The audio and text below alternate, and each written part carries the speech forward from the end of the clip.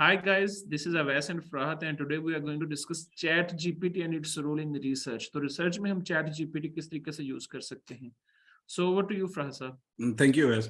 So हम देखते हैं कि चैट जीपीटी को आप रिसर्च में कैसे यूज कर सकते हैं. तो मैं ये बता दूं, आपके अगर कॉन्सेप्ट की क्लैरिटी नहीं है, आपको कुछ इंडिपेंडेंट और डिपेंडेंट वेरिएबल के बारे में कंफर्म नहीं है, या आप अगर आज स्टूडियो पे काम कर रहे हैं तो आप अगर कोडिंग के हवाले से कोई हेल्प लेना चाहते हैं, तो ये तीनों काम जो हैं चैट जीपीटी के ऊपर आप कर सकते हैं. तो मैं आपको इसका लेआउट दिखाता हूँ कि कैसा है चैट जीपीटी का. हमारे पास ये इसका लेआउट है. अगर आप इसको ओपन करना चाहते हैं, सबसे पहले आपको इसको साइन अप करना पड़ेगा. chat.openai.com आप लिखेंगे, इस पे साइन अप करेंगे. साइन अप करने के बाद आप यहाँ पे अपने क्वेश्चन जो हैं इससे पूछ सकते हैं.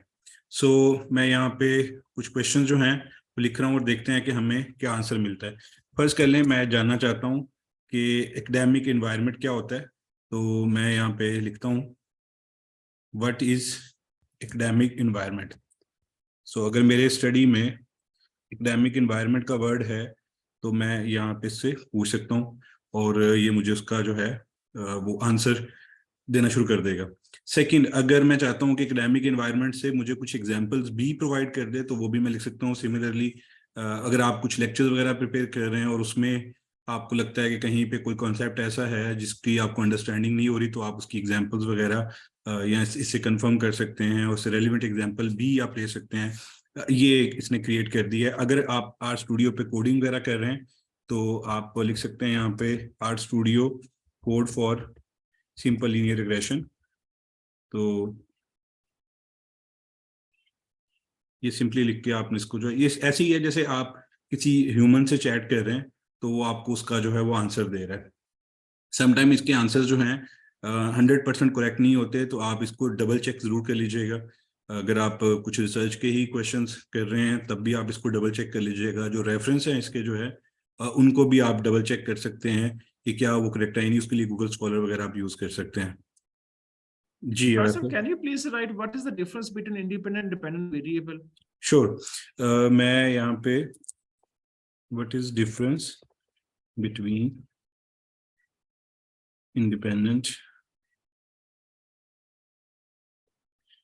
एंड डिपेंडेंट वेरिएबल, अगर मैं ये लिखता हूँ तो ये उसको आंसर देना शुरू कर देगा कि, और आप इसको मजीद जितना क्वेश्चन आपका रिफाइन होगा वैसा उतना ही आपका आंसर जो है वो अच्छा आएगा. अगर आपका क्वेश्चन जो है वो सुपरफिशियल टाइप होगा या उसमें क्लैरिटी नहीं होगी तो आपको आंसर भी ऐसा क्लियर नहीं मिलेगा. तो कोशिश करें कि अपना क्वेश्चन जो है वो बड़ा क्लियर रखें ताकि उसके ऊपर आपको आंसर भी मिल सके. तो इस जिस तरह से आपने बताया, तो इससे हम जैसे हम जो इंसान एक दूसरे से बात कर रहे होते हैं तो फॉलो अप क्वेश्चंस के लिए पिछली बात, एक गुफ्तगू में पिछली बात रिपीट करना जरूरी नहीं है. तो इसमें अगर हम लिखें कि can you please give an example from Pakistani media context, media research context, नहीं कुछ इस तरीके से, तो वो उसको पता है कि पहले क्या गुफ्तगू चल रही है. एम आई राइट फराज साहब? जी बिल्कुल ऐसा ही है.